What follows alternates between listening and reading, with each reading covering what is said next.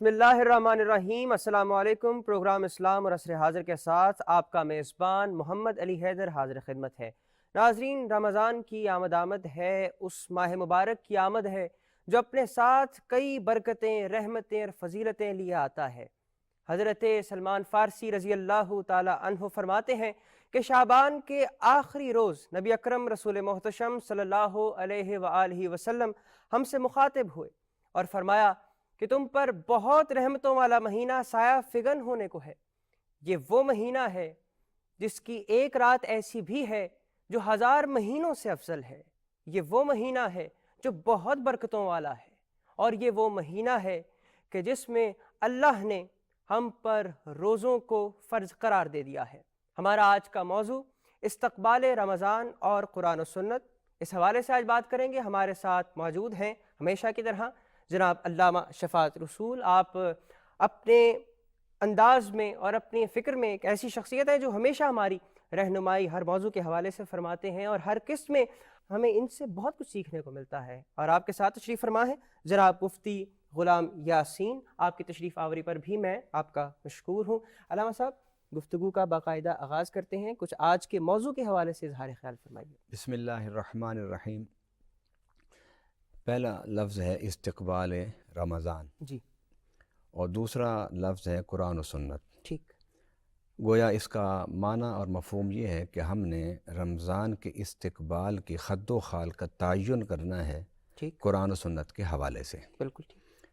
इस्तक़बाल बड़ा मारूफ़ सा लफ्ज़ है। हम्म, जिस तरह किसी के घर में जब कोई मेहमान आना होता है तो उसको दरवाज़े पर मिलने से पहले तक का जो तैयारी है वो भी इस्तक़बाल में होती है। जी, बिल्कुल ठीक। मसलन आप घर साफ़ कर रहे हैं, आप बाज़ार से शॉपिंग कर रहे हैं, खाना पकाने की तैयारी कर रहे हैं, ठीक। घर को साफ़ सुथरा कर रहे हैं, उसको झाड़ फूंक उसकी कर रहे हैं, ये सारी चीज़ें इस्तक़बाल में आती हैं। बिल्कुल ठीक। तो रमज़ान का इस्तक़बाल ये है कि हमें ज़हनी तौर पर रमज़ान के लिए तैयार होना चाहिए हम्म, कि रमज़ान शरीफ आ रहा है, हमने उसके दिन कैसे गुजारने हैं, उसकी रातें कैसे गुजारनी हैं, उसकी ठीक। सुबह कैसे गुजारनी है, उसकी शामें कैसे गुजारनी हैं, उसमें कितने कुरान पाक की हमने तिलावत करनी है, कितने कुरान पाक की तफ़हीम और इफ़हाम का हमने रास्ता पैदा करना है, बिल्कुल ठीक। और कितने गरीब लोगों की मदद करनी है, और वो लोग जो इस्तिताअत नहीं रखते सहरी और अफ्तारी का, हम्म, उनके लिए हमने क्या करना है। ये इन सारी सोचों को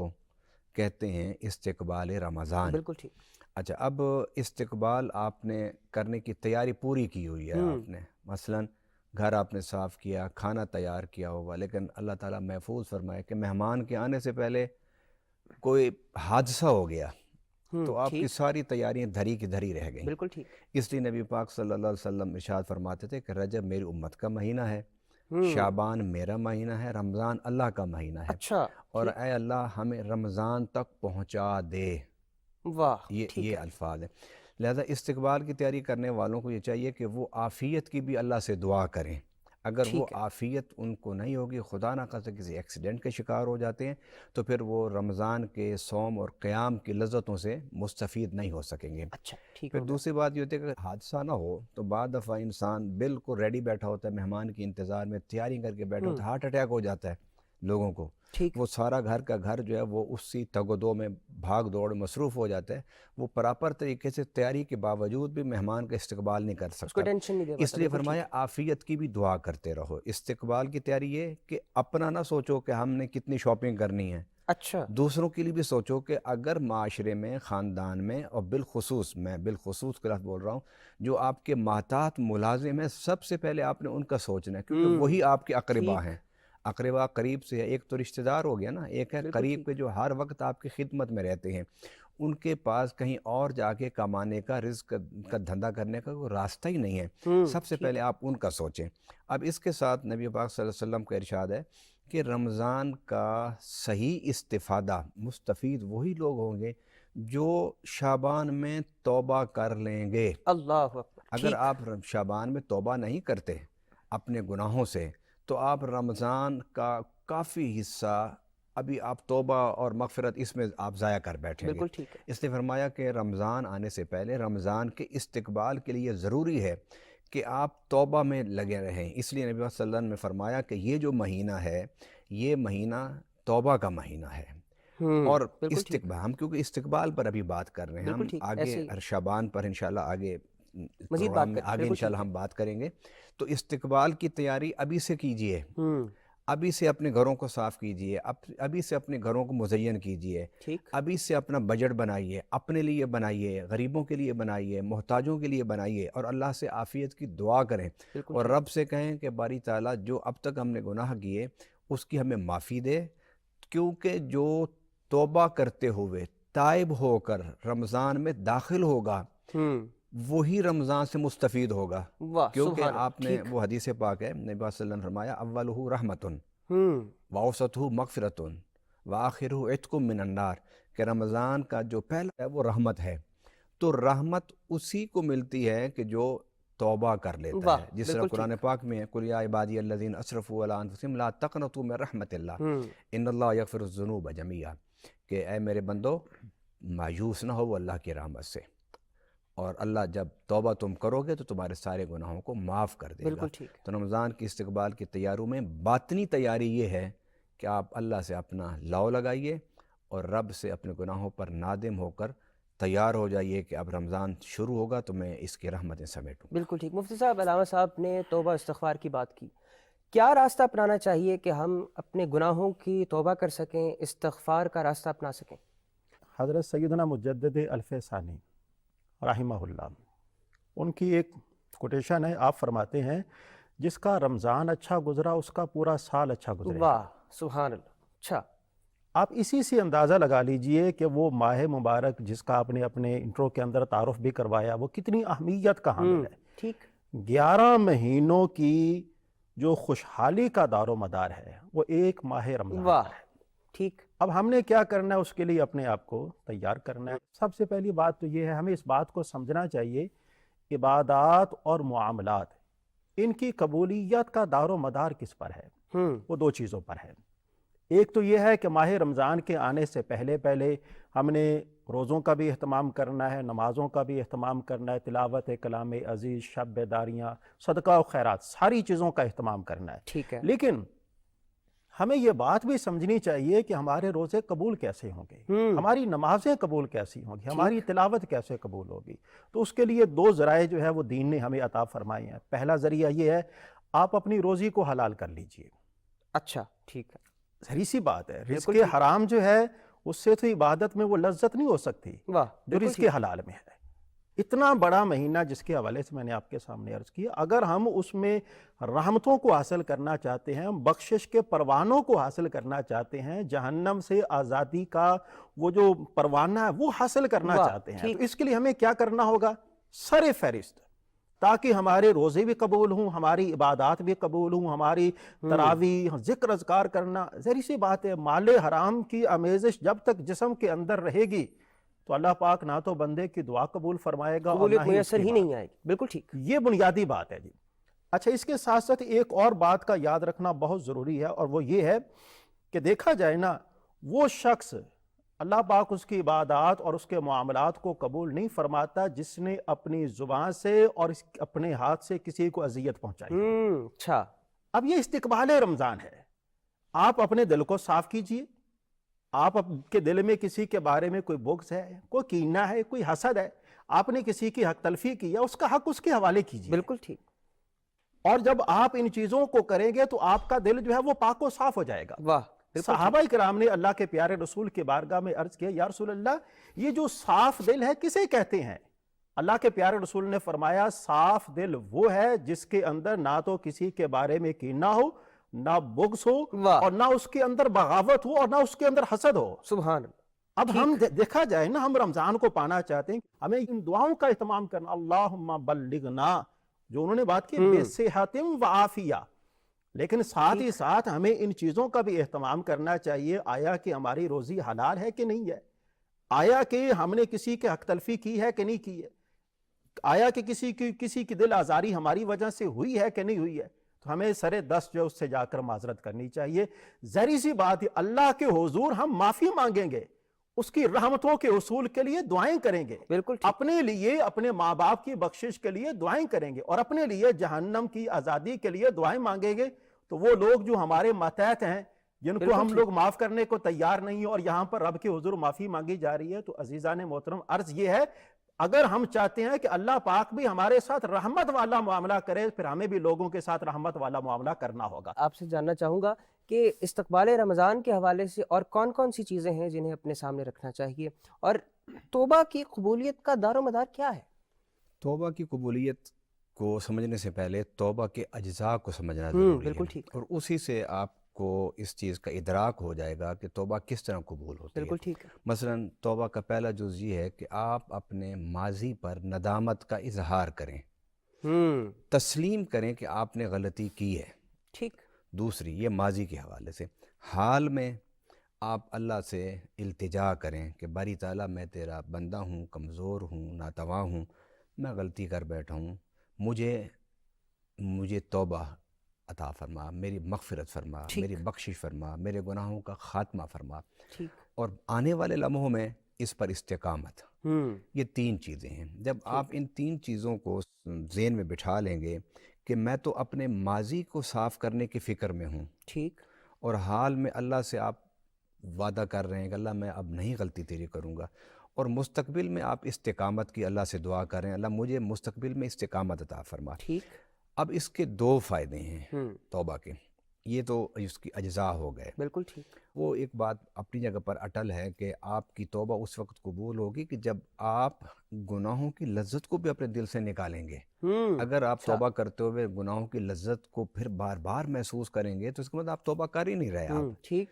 اچھا، اب اس پر میں ایک بات اب بڑی اہم کرنا چاہتا ہوں، وہ یہ کہ جب آپ توبہ کر رہے ہوتے ہیں تو توبہ میں یہ تین چیزیں تو بہت ضروری ہیں، لیکن اس کے ساتھ دو فائدے جو توبہ سے قرآن میں بیان ہوئے، احادیث میں بیان ہوئے ہیں، وہ یہ فَأُولَٰئِکَ يُبَدِّلُ اللَّهُ سَیِّئَاتِهِمْ حَسَنَات، کہ جو توبہ کرتا ہے، استغفار کرتا ہے، تو اللہ اس کو دو فائدے دیتا ہے۔ پہلا فائدہ یہ ہے کہ اس کے ایک تو نامہ اعمال جو جس میں گناہوں ہوتے ہیں، ان گناہوں کو اللہ مٹا دیتا ہے۔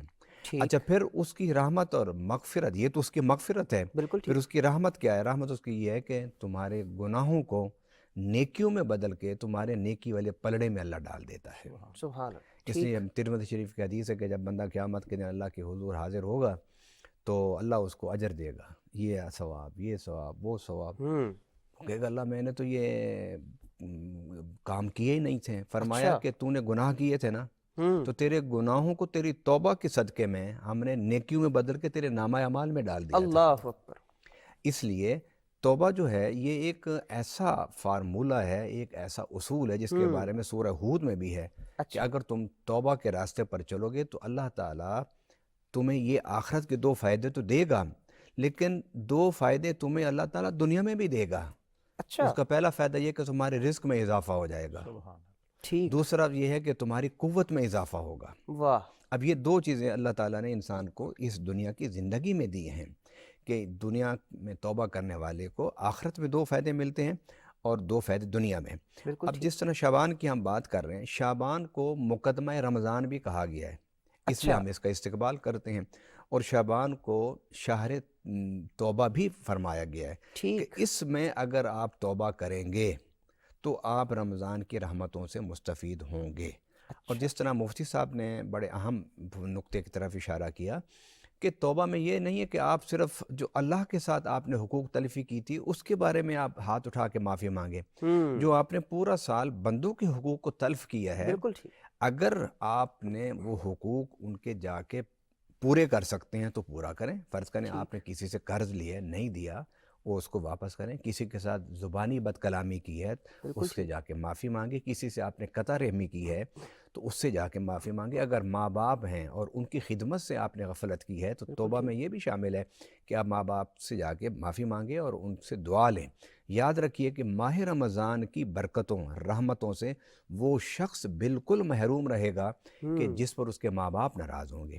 نبی پاک صلی اللہ علیہ وسلم کی ان تین دعاؤں میں ایک وہ بھی دعا ہے، فرمایا کہ جو ماں باپ کی خدمت نہ کر پایا اور ان کو راضی نہ کر پایا وہ بھی اللہ کی رحمت سے محروم رہے اور برباد ہو، تو جبرائیل نے اس پر آمین کہا۔ لہذا شعبان کے مہینے میں ہمیں اپنے ماں باپ کو راضی کر کے رمضان میں داخل ہونا چاہیے۔ ناظرین، گفتگو کا سلسلہ جاری ہے، حاضر ہوتے ایک وقفے کے بعد، ہمارے ساتھ رہیے۔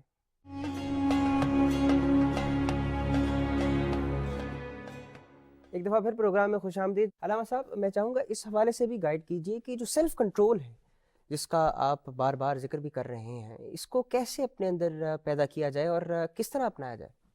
آپ نے جب انٹرو دیا تو اس میں آپ نے بتایا کہ سایہ فگن ہونے والا ہے ایک ایسا مہینہ جس میں یہ رحمت، برکت، صبر، شکر، فرض کا ثواب 70 فرضوں کے برابر، نفل کا ثواب فرض کے مطابق، اس میں افطاری کا ثواب، سحری کا ثواب، پھر افطاری کرانے کا ثواب، سحری کرانے کا ثواب۔ کسی کے پاس استطاعت نہیں ہے تو وہ ایک کھجور دے دے تو اس کو بھی اللہ پورا اجر دے گا، اگر وہ بھی نہیں ہے تو ایک پانی کے گلاس بھر کے افطاری کے لیے دے دے۔ اب اس مہینے میں جو آپ نے سیلف کنٹرول پر بات کی ہے نا، میں اس پر 1 منٹ کے بعد آتا ہوں دوبارہ۔ ٹھیک ہے۔ مثلاً اب سایہ فگن ہونے کا کیا مطلب ہے؟ ابھی تو شعبان کا مہینہ جا رہا ہے اور آقا فرما رہے ہیں کہ تم پر سایہ فگن ہو گیا۔ وہ اس کے لیے ایک تو عام سی بات ہے کہ جب آپ چلتے ہیں تو آپ کا سایہ آگے ہوتا ہے اور آپ تھوڑا سا پیچھے ہوتے ہیں۔ ٹھیک ہے۔ تو رمضان جو ہے وہ جن آخری دنوں میں جب میرے آقا نے یہ خطاب فرمایا تو یہ ایک فطرتی بات ہے کہ سایہ آگے ہوتا ہے، انسان چلنے والا پیچھے ہوتا ہے۔ دوسری بات یہ ہے کہ قرآن کا فلسفہ یہ ہے کہ جب کہ وَمِنْ آیَاتِهِ أَنْ يُرْسِلَ الرِّيَاحَ مُبَشِّرَاتٍ، کہ جب ٹھنڈی ہوائیں آنا شروع ہوتی تھی نا، جب پہلے کی بات ہے، اب تو ایک نہری سسٹم ہے، دریائی سسٹم ہے، آج ہم نے دیکھتے ہی نہیں اپنے زراعت کے لیے، اس کے لیے کہ بھی پانی کی ضرورت ہمیں، ہم آسمان کو نہیں دیکھتے، بارش کو نہیں دیکھتے، اب تو ہمارے پاس ایک نہری سسٹم موجود ہے۔ اس وقت یہ سسٹم نہیں تھا، تو اس وقت جو بھی زراعت کرتا تھا کسان، اللہ سے دعائیں کرتا تھا کہ اللہ بارش برسا۔ جب وہ دور سے کہیں سے ٹھنڈی ہوا اس کو محسوس ہوتی تھی تو وہ بڑا خوش ہوتا تھا کہ یہ جو ٹھنڈی ہوا آ رہی ہے نا میرے اس علاقے میں، اس کا مطلب ہے کہیں بارش ہوئی ہے، اب اگلی منزل بادلوں کی یہ ہے کہ وہ میری ہی زمین پر آ کے بارش برسائیں گے۔ تو یہ جو بشارت کی بات ہے، ٹھنڈی ہوا پھر اس کے بعد بارش کا آنا، تو یہ جو میرے آقا نے فرمایا نا کہ سایہ فگن ہو گیا، اس کا مطلب یہ ہے کہ شعبان کے مہینے میں اللہ کی رحمتوں کی برسات تو شروع نہیں ہوتی جو رمضان میں ہونی ہوتی ہے، لیکن اس کی ٹھنڈی ہوائیں جو ہیں وہ رمضان میں آنا شروع ہو جاتی ہیں۔ اب رہی سیلف کنٹرول۔ سیلف کنٹرول یہ ہے کہ آپ اپنے ضبط کو، اپنے آپ کو کنٹرول کریں گے، اسی کا نام تو تقویٰ ہے۔ واہ، تقویٰ کس چیز کا نام ہے؟ سیلف کنٹرول کا نام ہے کہ رب نے جو کہا وہ آپ نے کرنا ہے، بالکل ٹھیک، جس جس سے رب نے روکا اس سے روک جانا ہے، یہ ہے تقویٰ۔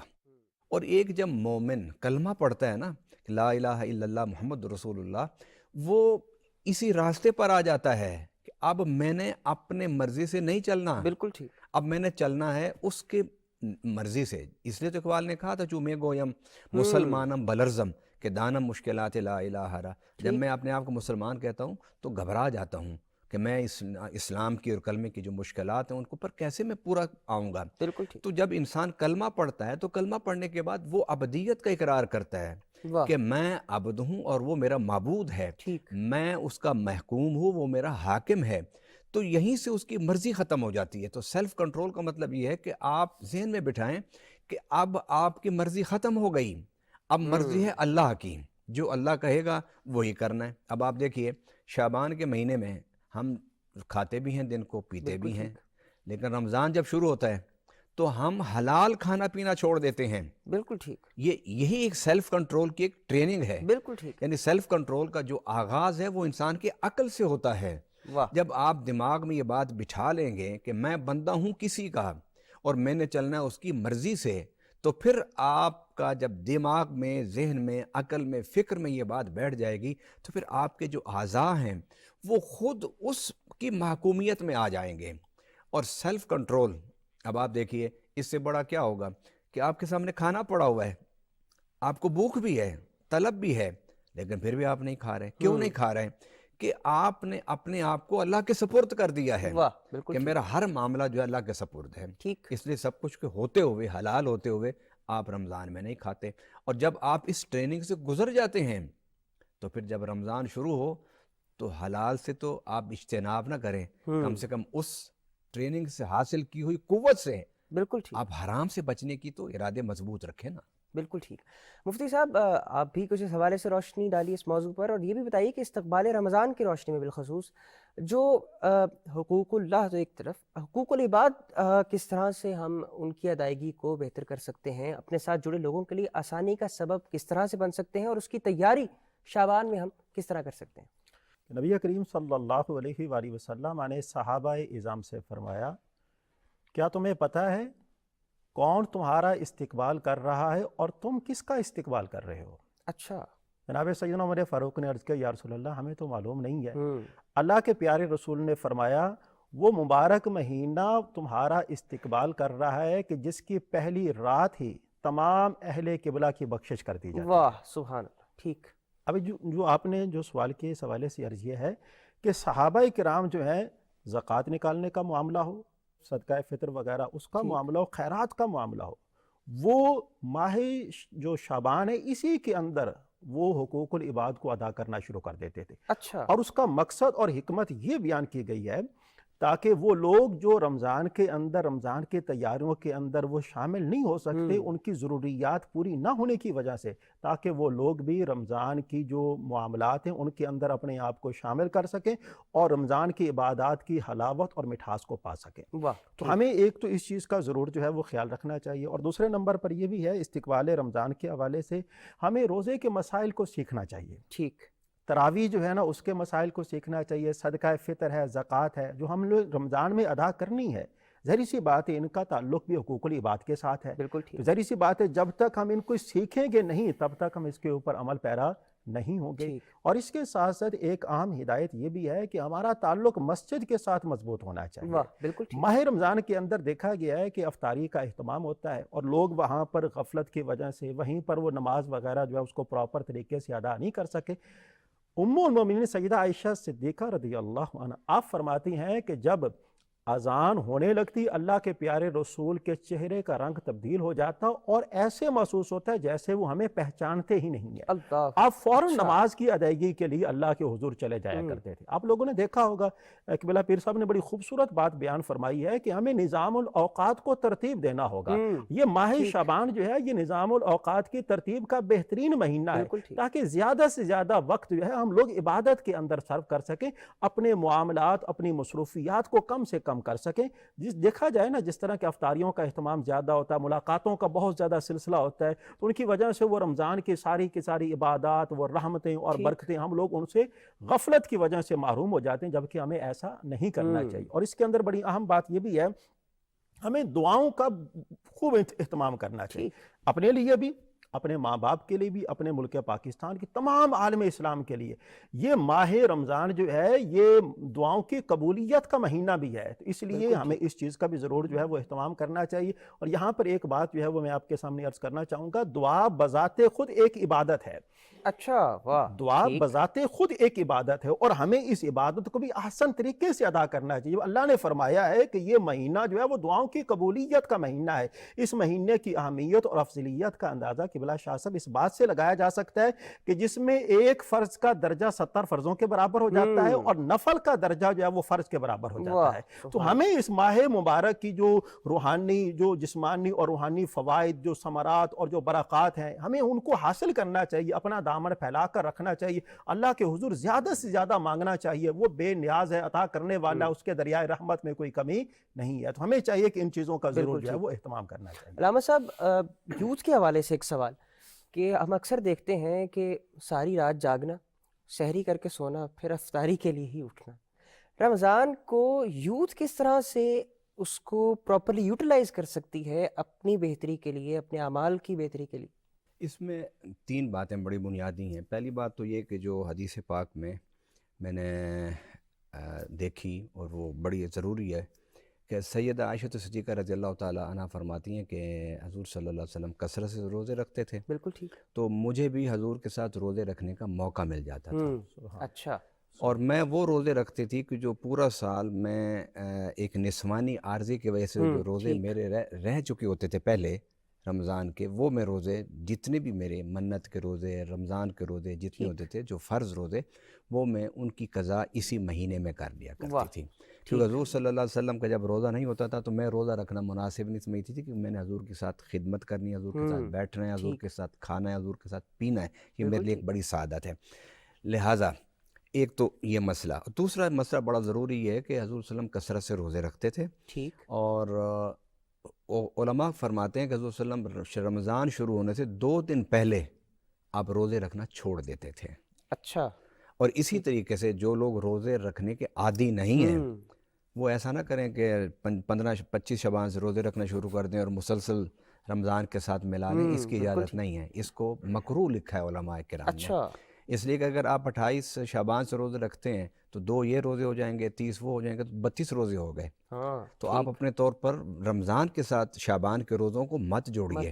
اگر آپ پورا شعبان بھی روزہ رکھتے ہیں تو نبی صلی اللہ علیہ وسلم کی سنت کو سامنے رکھتے ہوئے آخری جو 2-3 روزے ہیں ان کو آپ چھوڑ دیں. بالکل ٹھیک. شعبان اور رمضان کے درمیان فاصلہ پیدا کریں. دوسری جو بات ہے نا کہ یوتھ ہماری کیا کرے. اب یوتھ کو وہی کچھ کرنا چاہیے جو نبی پاک صلی اللہ علیہ وسلم نے کیا. بالکل ٹھیک. جو ہم نے نجات کے چیپٹر بنائے ہوئے ہیں نا، ٹھیک، وہ یوتھ نہیں مانتی اس کو. بالکل ٹھیک.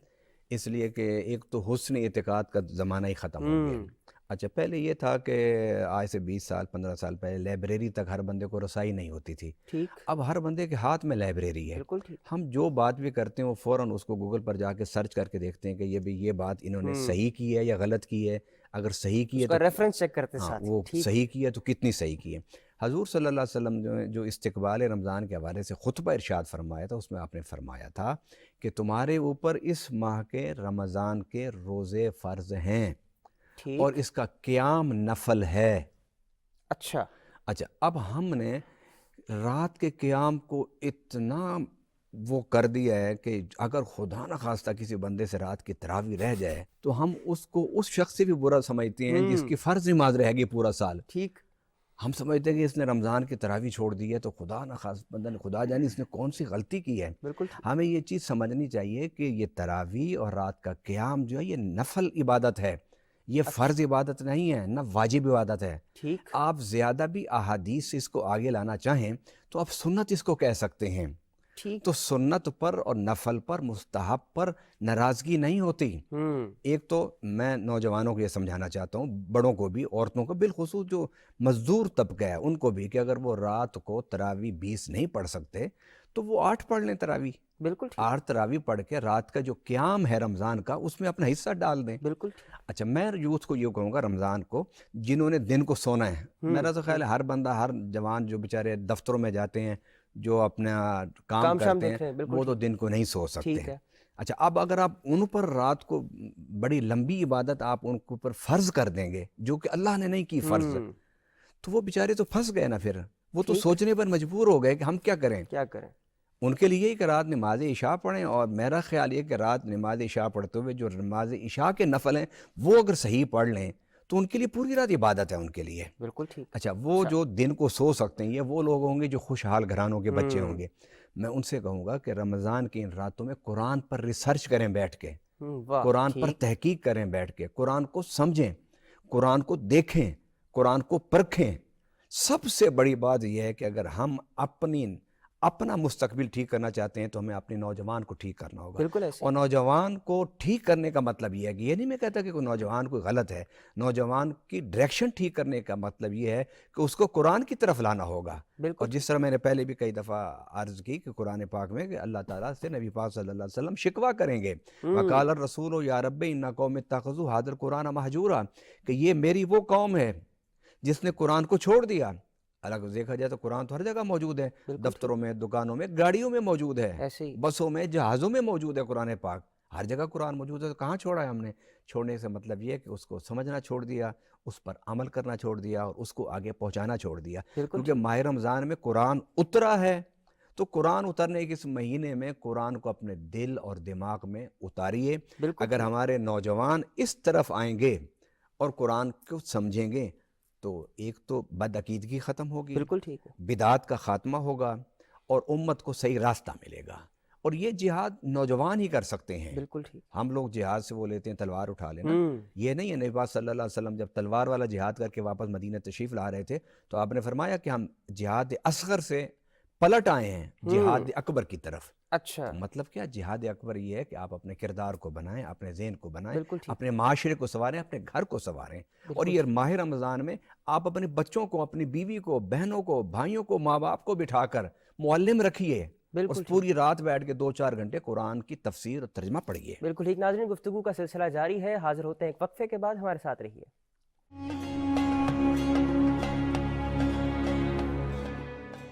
प्रोग्राम में एक दफ़ा फिर खुश आमदीद। और अब वक्त हुआ चाहता है हमारे सेगमेंट इल्म और किताब का, और एक दफ़ा फिर अल्लामा साहब की जानिब बढ़ते हैं और उनसे पूछते हैं कि आज हम किस किताब पर गुफ्तगू करेंगे। आज हम मुफरदातुल कुरान पर बात करेंगे। अच्छा, और ये अल्लामा रागिब अस्फ़हानी रहमतुल्लाह अलैह की तसनीफ़ है। ठीक। और इस किताब का इंतखाब इसलिए किया कि कुरान फ़हमी के लिए इस अंदाज़ में जो मेहनत की गई है, वो मैंने जहाँ तक पढ़ा हिस्ट्री में, ये पहली मुरतब मुनज़्ज़म और मरबूत कोशिश है जो अल्लामा अच्छा, रागिब अस्फ़हानी ने की। ठीक। और ये 1000 साल पहले की किताब है। अच्छा, 1000 साल पहले की किताब है।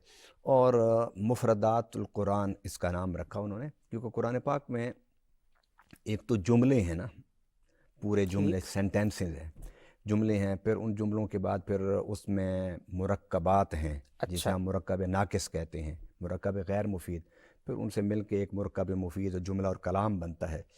फिर वो जो मुरक्कब है उसको तकसीम हम करते हैं मुफरद पर।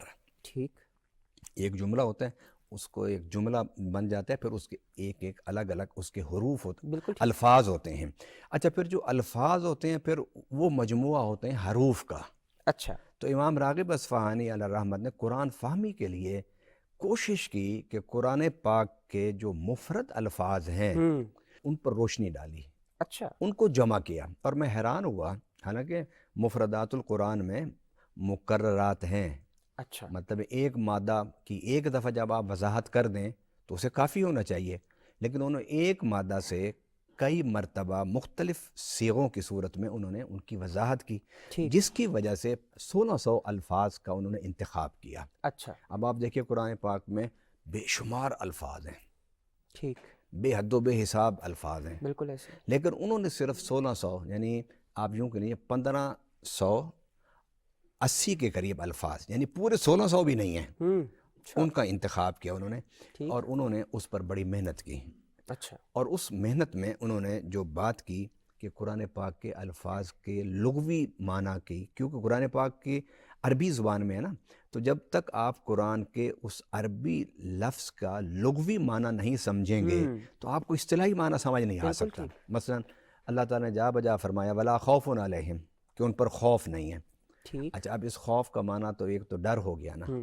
अच्छा, इस जगह क्या मुराद है? उन्होंने कहा अल खौफ मिनल्लाह, कि अच्छा, अल्लाह का खौफ नहीं रहेगा तुम पर, ठीक। क्योंकि वो सरकश नाफरमान पर होता है। जब इंसान तकवे के रास्ते पर चलता है तो फिर उसको रब से खौफ नहीं होता, फिर रब से प्यार हो जाता है उसको। वाह, अच्छा, ठीक। अब उन्होंने मुफरद अल्फाज को मुकर्ररात के साथ जिनकी तौज़ीहात की हैं, वजाहत की है, तशरीह की है, वो 1600 भी नहीं है। अच्छा, और अगर आप उन अल्फाजों को बहसियत मादा के अगर आप शुमार करें तो वो सारे के सारे लफ्ज़ 160 बनते हैं।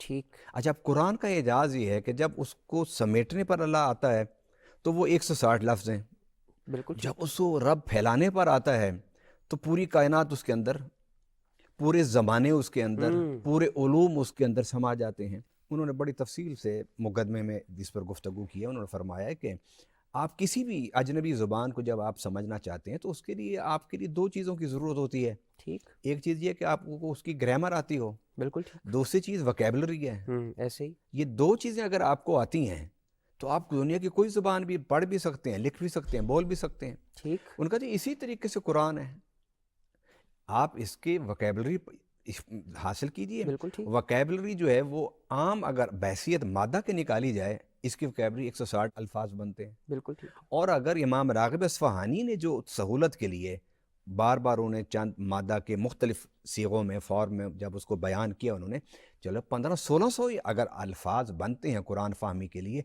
तो कौन सा मुश्किल काम है। बिल्कुल अगर ठीक। आप एक लफ्ज़ कुरान पाक का मुफरदात इमाम रागिब से एक दिन में एक ही समझ लें तो एक साल में कितने दिन होते हैं? 365। 365 दिन हैं। 365 दिन हैं, आप 3 सालों के अंदर आप पूरा कुरान फ़हमी पर उबूर हासिल कर सकते हैं। लेकिन बात यह है कि आप कुरान फ़हमी की तरफ आएँ तो सही ना, बिल्कुल ठीक। कुरान फ़हमी की तड़प तो पैदा करें, कुरान फ़हमी के लिए दर्द तो पैदा करें। बिल्कुल ठीक। कहते हैं जी कुरान समझ नहीं आता। भाई कुरान कैसे समझ नहीं आता? بزرگوں نے آج بھی اور پہلے بھی صدیوں پہلے بھی قرآن فہمی کے لیے بڑے آسان راستے انہوں نے پیدا کیے ہیں. کیوں؟ کہ قرآن میں رب نے کہا وَلَقَدْ يَسَّرْنَا الْقُرْآنَ لِلذِّكْرِ، ہم نے قرآن کو آسان کر دیا ہے. بالکل ٹھیک ہے. مفتی صاحب، مفردات القرآن کتنا آسان بناتی ہے قرآن فہمی کو؟ وہ قرآن عزیز کے الفاظ کی جو معنی جو ہے نا ہو بہو ان کا بنتا ہو، اس میں تھوڑا بہت بھی فرق نہ بنتا ہو. اچھا. تو امام راغب اصفہانی نے اس کا وہی ترجمہ جو ہے وہی الفاظ لے کر آئے ہیں تاکہ لوگوں کو قرآن فہمی میں ذرہ برابر بھی شک پیدا نہ ہو. بالکل ٹھیک. یعنی اتنا انہوں نے احتیاط کا پہلو جو ہے وہ پیش نظر رکھا ہے. یعنی شک کا انہوں نے وہ جو ہے نا وہ کنفیوژن کا کوئی چانس نہیں، کنفیوژن کا کوئی چانس نہیں رہنے دیا. بالکل ٹھیک. یعنی اس حد تک تاکہ قرآن فہمی جو ہے وہ لوگوں کے لیے آسان ہو سکے.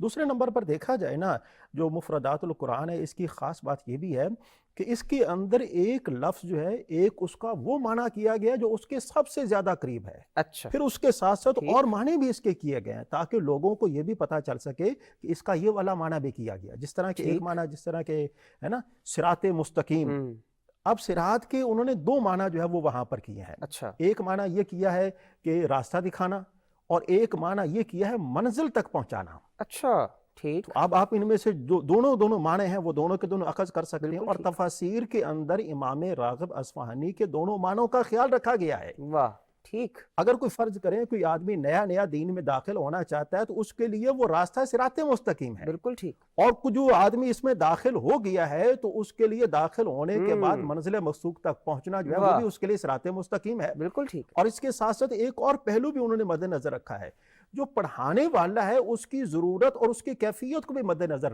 رکھا ہے. اچھا. یعنی ایک تو یہ ہے نا کہ آپ خود پڑھ رہے ہیں، اور ایک یہ ہے کہ جو پڑھانے والا ہے وہ پڑھانے والا جب ان الفاظ کو ادا کرتا ہے تو سننے والا جو ہے وہ فوراً جو ہی الفاظ اس کے کانوں پر پڑتے ہیں وہ فوراً سمجھ جاتا ہے کہ اس کا معنی جو ہے وہ یہی کیا گیا ہے. تو یہ تین اس کی نایاب جو ہے وہ جہات ہیں جو امام راغب اصفہانی کی اس کتاب کے اندر ہیں، اور بلا شبہ یہ کتاب جو ہے وہ قرآن فہمی کا سب سے بہترین ذریعہ ہے. ہمیں اس کے ساتھ اپنا تعلق جو ہے وہ مضبوط بنانا چاہیے. بالکل ٹھیک. علامہ صاحب کیونکہ وقت کم ہے، آخر میں بھی چاہوں گا کہ قرآن فہمی ہی کے حوالے سے بتائیے کہ اس کتاب کی روشنی میں ہم استفادہ کیسے کر سکتے ہیں؟